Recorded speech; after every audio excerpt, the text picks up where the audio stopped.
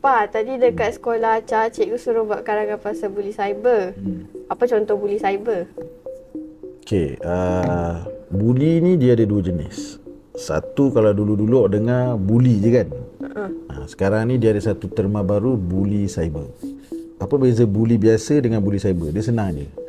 Apa-apa yang secara fizikal daripada depan, itu buli.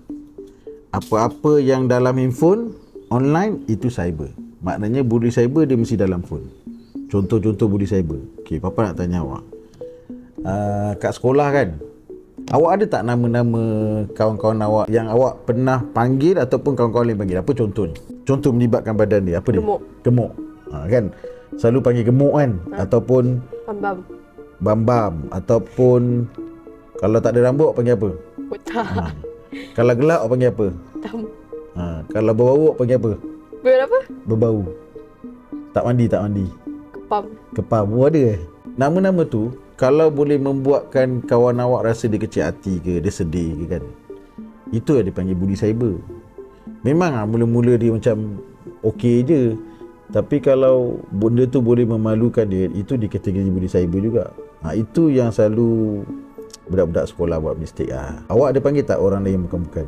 Ada kan? Tak boleh. Tak boleh. Walaupun dia gemuk pun awak tak payah cakap lah pasal fizikal, tak bagus kan. Ataupun zaman bapa dulu dia cakap apa tau? Nama bapa.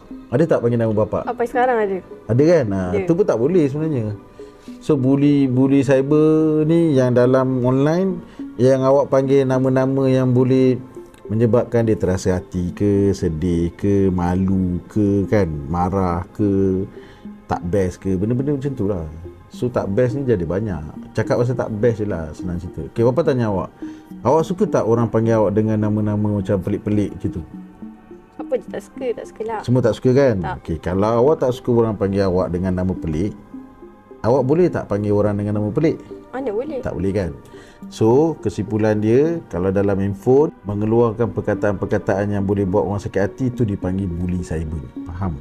Faham. Apa contoh lain yang awak tahulah selain pada Papa cakap? Mengejek lah paling banyak. Mengejek paling banyak kan. Paling basic pun mengejek lah. Mengejek kan.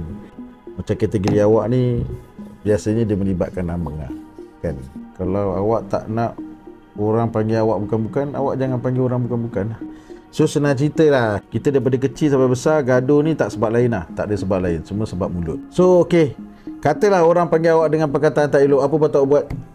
Biar apa nak layan. Biar apa nak layan. Bagus. Itu yang Papa nak ingat agama ajar, biar orang buat kita, kita jangan buat orang. Orang cakap kita, kita jangan cakap orang. Dia nak orang panggil dia apa? Panggil nama dia. Panggil nama dia. Jangan panggil dia ni tak elok, tak bagus.